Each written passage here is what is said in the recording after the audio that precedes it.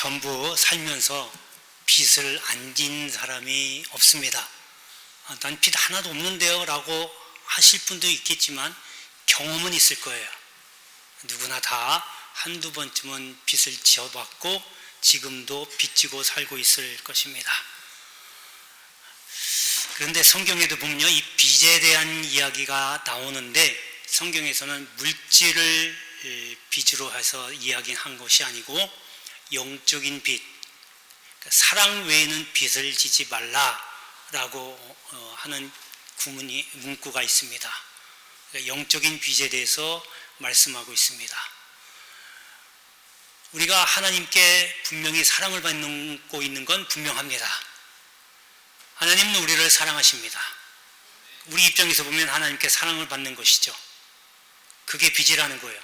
사랑 외에는 빚지지 말라 하는 얘기는 하나님이 나를 사랑하기 때문에 내가 빚졌다라고 하는 얘기예요. 그런데 빚지면요 안 갚으면 안 돼요. 빚 갚든지 말든지 알아서 해라라고 나 몰라라 해버리면 이게 큰 변 나는 거예요. 그러니까 빚은 반드시 갚아야 돼요. 그렇다면 사랑의 빚도 빚이기 때문에 갚아야 하는 겁니다. 하나님이 여러분을 사랑했기 때문에 나는 빚진 자고 그 받은 사랑을 어떻게 갚아야 할까? 그 사랑의 빚이 구체적으로 어떤 빚이고 내가 어떻게 갚아야 할까라고 하는 것을 오늘 본문을 통해서 함께 살펴보려고 합니다. 자, 첫 번째는요, 성화의 빚입니다. 여러분 예수 믿고 구원받았어요. 그래서 하나님의 자녀가 됐어요. 그래서 천국을 가게 됐습니다. 여기까지 믿으시죠? 그 얘기는 뭐냐면 달리 얘기하면 내가 예수 믿기 전에는 내 마음대로 살았다는 겁니다. 죄를 지으면서 살았다는 거예요. 교만하고 시기하고 질투하고 분노하고 또 남을 모해하고 또 정욕에 빠지고 게으르고 이러한 생활들을 해왔다는 거죠. 이것이 예수 믿기 전의 생활이었어요. 그런데 내가 예수 믿고 구원받았다. 그 얘기는 이제 죄인에서 하나님 백성, 바로 의인이 되었다라고 하는 겁니다. 하나님의 나라, 하나님의 계신 곳, 천국은요, 죄인이 갈 수 있는 곳이 아닙니다. 그러니까 의인이 가는 곳인데 바로 우리가 하나님께 간다, 천국에 간다는 얘기는 내가 의인이 되었다라고 하는 거예요. 내 힘으로는 될 수 없지만 하나님은 나를 분명히 의인으로 인정해 주셨다라고 하는 거예요. 그러면 나는 이제부터는 예수 믿고 구원받았다라고 하면 이제 죄 짓는 생활, 죄인 된 생활에서 벗어나서 의인으로서의 생활을 해야 된다는 거예요. 감사하고 기뻐하고 만족해하고 온유하고 부드럽고 절제하고 친절하고 이런 생활을 해야 된다는 거예요. 그런데 이게 한 번에 다 되면 얼마나 좋겠어요. 한 번에 죄인으로서의 생활 다 청산하고 내가 예수 믿고 구원받은 그 순간부터 의인으로서의 생활을 하면 얼마나 좋겠어요. 이게 잘 한 번에 안 된다는 거죠. 그래서 하나씩 이뤄가는 거예요. 전에 내가 교만하고 또 상대방을 무시하고 했던 적이 있다면 이제는 말씀으로 인해서 내가 바뀌어서 상대방을 인정하고 칭찬하고 겸손하게 섬길 줄 아는 이런 사람으로 하나씩, 그것도 다가 아니고 조금씩 달라져 가야 된다는 거죠. 이게 바로 성화입니다. 여러분 오늘 본문 12절에 보면요, 그러므로 형제들아 우리가 빚진 자로되, 그러니까 영어 성경에는요 형제와 자매라는 표현을 썼어요. 여기는 형제라고만 되어 있지만, 그러니까 이걸 모두 이야기하면 모든 사람들이라는 거예요. 모든 사람들이 다 빚졌다라고 하는 거예요. 그런데 육신에 져서 육신대로 살 것이 아니다라고 하는 거죠. 여러분 우리가 빚진 거는요 육신에게 빚진 게 아니에요. 그러니까 사랑 외에는 빚지지 말라고 그랬잖아요. 하나님이 나를 사랑한 거는, 나에게 그래서 은혜를 준 거는 내 영혼을 사랑한 겁니다. 우리 영혼을 구원받은 거지 육은 아직 구원 못 받았어요. 그래서 내 영혼은 하나님께로 자꾸 가려고 하는, 하나님의 속성을 가지고 하나님의 성품을 닮아서 하나님께 또 하나님을 기뻐해 드리기 위한 그런 생활을 해야 된다는 것을 자꾸 속에서 내 영혼이 그렇게 끌고 가요. 그래서 어떤 일이 있어도 불평하지 말고 감사하고, 그 사람이 나를 자꾸 모해하고 음해해도 불쌍히 여기고 또 기뻐하라고, 이렇게 자꾸 내 영혼은 그렇게 끌고 가는데 내 육은 아직 구원을 못 받은 거예요. 그래서 내 육은 자꾸 세상을 향해서 갑니다. 남들처럼 돈을 따라가고, 돈이라면 뭐든지 다 수단과 방법을 가리지 말고 벌어, 돈이면 다 할 수 있어. 또 저 사람이 너를 이렇게 했으니까 너도 똑같이 해. 너를 박대했잖아, 너도 똑같이 핍박해. 너를 욕했잖아, 같이 맞받아쳐. 자꾸 내 육은 그쪽으로 가는 거예요, 세상 쪽으로. 그래서 내 안에 내 영혼과 내 육이 있기 때문에, 내가 육이 있기 때문에 이 둘이 지금 부딪히는 거예요. 하나님께로 가야 돼. 아니야, 세상이 너무 즐겁고 너무 좋아. 세상 쪽으로 가면 돼. 이렇게 부딪히고 싸우는 거예요. 그래서 오늘 말씀을 보면 육신에게 졌다라고 하는 거예요. 내가 하나님께 빚진 거는 내 영혼이 빚진 거지 내 육이 빚진 게 아니에요. 그래서 여러분, 육신에 따라서 할 필요가 없어요. 육신대로 살 의무가 없다, 그거예요. 빚진 게 아니기 때문에. 그런데 내 영혼은 하나님께 빚진 거죠. 사랑을 받았기 때문에. 그래서 내 영혼에 빚진 그 사랑을 갚아야 한다라고 하는 이야기입니다. 그리고 그래서 13절에 보면 너희가 육신대로 살면 반드시 죽을 것이로되, 그래서 세상 것을 따라서 자꾸 쫓아가면 죽는다는 거예요. 이거는 뭐예요? 여러분, 육신이 죽는 게 아니라 내 영혼이 죽는 거예요. 멸망한다는 거예요. 천국에 못 간다는 거예요. 영으로서 몸의 행실을 죽이면 살리니, 여기 영은 성령입니다. 성령으로 몸의 행실을 죽이라고 하는 거예요. 그게 뭐냐면 내 영혼이 성령으로 감동받아서 성령으로 충만하면 내 육을 다스릴 수 있다는 거예요.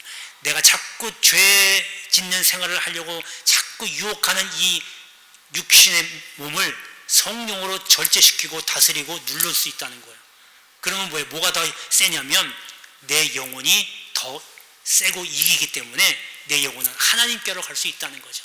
내 영은 자꾸 세상 쪽으로 가려고 하지만 내 안에 계신 성령의 감동, 성령의 충만으로 내가 이 육을 이겨내고, 육신이 하려는 것을 이겨내고 하나님께로 갈 수 있다, 그거예요. 그 얘기는 뭐예요? 천국에 갈 수 있다는 거예요. 여러분, 우리가 완벽하게 정말로 깨끗하게 거룩해서 천국 가는 거 아닙니다. 내가 지금 비록 내 안에 죄된 이런 습성들이 있지만 이것을 하나님의 영, 성령으로 내가 충만해서 눌러 있게 되는 거죠. 이걸 누른 사람만이 천국으로 들어갈 수 있다고 하는 이야기입니다. 여러분, 잘 생각하셔야 돼요. 내가 완벽하게 모든 걸 다 씻어내서 깨끗하게 해서 간다라고 하는 것은 있을 수가 없어요. 그렇게 될 수도 없고요. 그렇게 한다고 그런 일도 없어요. 단지 내가 하나님 성령에 충만해서 이 육을 절제하고 다스리고 이겨낸 사람만이 가는 곳이 천국이라는 거예요. 여러분, 그래서 우리는 하나님께 빚졌다라고 하는 것은 바로 이 성화되는 과정. 그러니까 하나씩 하나씩 하나님의 모습을 드러내는 성품을 닮아가는 거죠. 이게 바로 성화라고 하는 거예요. 그래서 우리는 주님 오시는 그날까지 이 성화의 단계를 밟으면서 살아가야 돼요.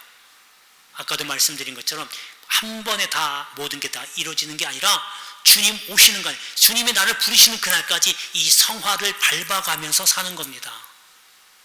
이제는 제대로 믿어야 돼요.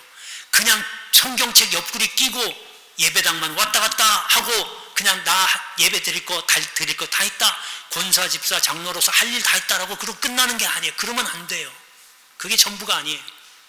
이거 들고 교회 마당 왔다 갔다 하는 게 아니라 정말로 성화된 삶, 성경책을 옆구리에 끼고 안 와도 밖에 나가서 이제는 시기 질투를 벗어나서 그들을 위해서 축복해주고, 그에게 분노할 마음이 생기거든 그를 위로해주고, 축복해주고 용서해주고 포용해주고 절제할 수 있는 그런 사람으로 하나씩 바뀌어가야 된다라고 하는, 이게 성화의 단계입니다. 그러고 나면 주님이 다시 오실 때 그 성화가 끝나고 이제 주님과 함께 영광을 함께 누리면서 영화 단계라고 합니다. 그거를 영화로운 몸이 돼서 하나님과 영원히 살게 되는 거예요. 주님 부르신 날까지 여러분 성화된 몸으로서 하나님께 빚진 자로서 그 성화를 잘 이겨내시고 밟아가시기를 주의 이름으로 축복합니다. 자, 두 번째는 은혜의 빚입니다. 저나 여러분들이나 다 누구나 부모에게 다 빚진 자입니다. 부모에 의해서 태어났고 부모에 의해서 길러졌고 또 부모님 때문에 내가 여기까지 오게 된 겁니다. 그러니까 부모님의 희생으로 인해서 내가 그 희생이 바탕이 돼서 그 위에 서게 된 거예요. 여러분, 우리가 물론 하나님이 나를 지으셔서 이 땅에 보내셨죠. 그건 여러분 머릿속에 다 알잖아요. 근데 하나님이 그냥 하늘에서 뚝 만들어가지고 보내고 그런 건 아니라는 거죠. 아담을 지으실 때는 흑으로 지었어요. 그리고 갈빗배를 떼서 여자를 만드셨어요. 그 이후에 아담과 하와가 그 다음에 자식들을 낳아서 자손들이 번성하게 된 거예요. 지금도 마찬가지로 그렇게 나를 여러분을 하나님께서 보내시는 겁니다. 그러니까 우리는 어떻게 보면 부모에게 은혜를 빚진 자인 겁니다. 그래서 여러분 자녀의 입장에서는요, 부모님 속썩이지 말고 부모님 기뻐해드리기 위해서 잘 돼야죠. 훌륭하게 잘 자라서 부모님을 기쁘시게 하는 것도 또한 부모님의 은혜를 갚는 길이기도 합니다. 자, 그렇다면요, 그리스도인으로서 한번 그 시점에서 보면요,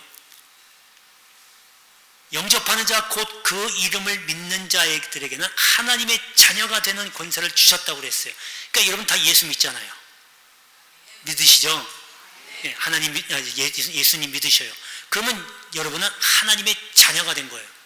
이것도 믿으시죠? 믿고 구원받았다고만 생각하지 마시고 여러분이 예수 믿었기 때문에 하나님의 자녀가 된 거예요. 그러면 여러분 하나님의 자녀가 되면 뭐예요? 오늘 여기 성경에 보니까 뭐라고 했냐면 아빠, 아버지라고 부른다 그랬어요. 그러니까 하나님을 아버지라고 부르잖아요. 여기 하나님을 아버지라고 안 부르시는 분은 아직 하나님께 구원받은 확신이 없는 겁니다. 내가 구원받았다라고 확신이 있으면 하나님을 아버지라고 부를 수 있게 돼요. 근데 거기 앞에 보니까 뭐라고 했냐면 양자의 영을 받았기 때문에 하나님을 아버지라고 부른다라고 하는 거예요. 양자는 뭐 양아들이에요. 아들이라고 하는 거죠. 예수 영접하는 자 곧 그 이름을 믿는 자들에게는 하나님의 자녀가 되는 권세를 주셨으니, 그러니까 하나님의 자녀가 됐다는 얘기는 곧 하나님의 아들의 영을 내가 받았다 그 얘기예요. 그 얘기는 나는 이제 하나님의 자녀가 됐으니까 자녀로서 아까 부모에게 은혜를 갚는 것처럼 당연히 하나님께 받은 빚을 갚아야 돼요. 하나님이 여러분을 사랑해서 여러분 믿음 주셨고 구원받아서 천국 가게 해주셨어요. 이게 내가 하고 싶어서 한 거예요. 내 힘으로 된 게 하나도 없잖아요. 전적으로 다 하나님의 은혜입니다. 물론 지금 다 살아온 이 모든 것들이 다 하나님께서 하셨지만 여기까지 신앙의 길을 걷게 하신 것도 하나님이시고 건강 주신 것도 하나님이시고 우리 자식들이 잘 되게 하는 것도 하나님이 하신 거고 다 이루신 것도 다 하나님이시고 앞으로 또 하나님께서 어떻게 나를 하나님이 원하시는 것을 끌고 갈지는 몰라요. 하나님이 다 아신 겁니다. 그게 다 은혜 아니겠어요? 할렐루야! 할렐루야! 그러면 그 은혜의 빚을 갚으셔야죠. 빚은 갚아야 돼요. 여러분 오늘 하나님께 받은 은혜의 빚, 하나님을 더욱더 깊이 사랑해서 그 은혜의 빚을 갚게 되기를 주의 이름으로 축복합니다. 자, 마지막 세 번째는요, 고난의 빚입니다. 여러분 아까 좀 전에 말씀드린 것처럼 그리스도인이라고 하면 하나님의 자녀가 됐다 그겁니다. 그러면 하나님의 자녀가 되면 자녀와 부모 사이에서 상속권이 있어요. 자식들은요 부모님으로부터 상속받을 권리가 있어요. 이게 상속권이에요. 우리가 세상에서는요 재산을 얘기하잖아요. 재산 받는다고.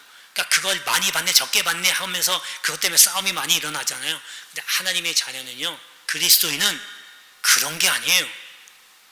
그보다 더 좋은 거 천국을 상속받는 겁니다.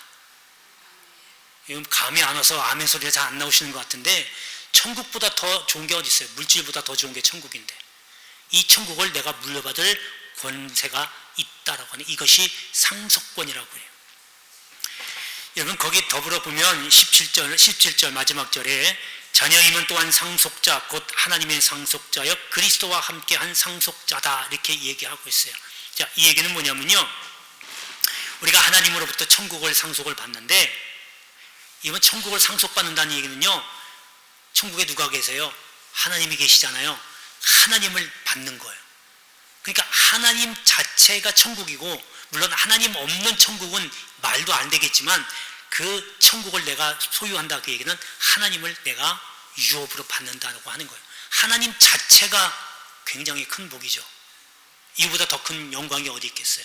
그런데 이걸 받을 때 그냥 받는 게 아니라 그리스도가 다시 재림하실 때에 영광 가운데 나타나시거든요. 그 영광에 우리도 참여하는 겁니다. 그래서 아까 말씀드린 대로 성화 단계 끝나고 영화 단계에 들어가게 되고 주님이 다시 오실 그때에 주님과 함께 영광에 참여하게 된다라고 하는 거예요. 여러분 이런 거 원하시지 않으세요? 당연히 이렇게 돼야 되지 않겠어요? 이 영화로운 단계에서 마침내 천국에 가는 겁니다. 그런데 이게 그냥 얻어지는 게 아니에요. 여러분 그리스도께서 고난을 받으셨어요. 그리고 부활하셨어요. 죽으시고 부활하셨어요. 근데 왜 고난 받으시고 그냥 부활하셨냐고요. 그냥 우리 죄 때문에? 물론 당연히 그건 기본적인 의미가 있고요. 그 다음에 또 다른 의미는 우리에게 그리스도가 다시 오실 때에 그 영광에 참여하기 위해서. 그래서 여러분 예수님이 부활의 첫 열매가 되셨다 그 얘기잖아요. 그러니까 주님이 다시 오실 때 우리도 부활합니다. 믿든 안 믿든 부활하게 돼 있어요. 부활해서 이제 생명의 부활이냐 심판의 부활이냐로 나누지만 어쨌든 부활을 합니다. 이 부활에 참여하게 되는데 여러분 생명의 부활로 가는 사람들은 주님이 보여주신 대로 고난의 길을 가야 된다는 거예요. 주님이 고난받았잖아요. 그 고난받은 이유가 우리 죄 때문이기도 하지만 우리가 앞으로 나타날 그 그리스도의 영광, 부활의 재림의 영광, 그 영광에 참여하게 하기 위해서 고난 받으신 겁니다. 그렇다고 하면 고난이 우리에게는 큰 유익이죠. 맞죠? 그렇다면 주님이 고난 받은 것은 우리를 위해서기 때문에 그 고난이 우리에게는 빚입니다. 그래서 고난의 빚인 겁니다. 그래서 우리도 또한 마찬가지로 그 빚을 갚기 위해서는 그리스도께서 고난을 받은 것처럼 우리도 고난 받아야 된다. 그것이 부활로 연결되고 천국으로 갈 수 있는 길이라는 겁니다. 다시 한번 거듭 강조하지만 고난 없는 영광은 부활은 있을 수가 없어요. 그래서 여러분 고난 나 안 받아 힘들어서 교회 생활 못해 힘들어서 이거 못해 저거 못해 여러분 나 천국 안 갈래 그 얘기 똑같아요. 왜 지금까지 열심히 신앙생활 생활에 다르다가 마지막에 힘들어서 나 안 할래 교회 안 나갈래 해요. 여러분 고지가 바로 저긴데 왜 그걸 못해요? 여러분 고난을 즐겨받으시기 바랍니다. 고난 없는 영광은 없다고 그랬어요. 여러분 이 고난의 빚 그리스도의 고난에 참여해서 다 하나님이 주신 은혜의 빚 다 갚게 되기를 주의 이름으로 축복합니다. 기도하겠습니다.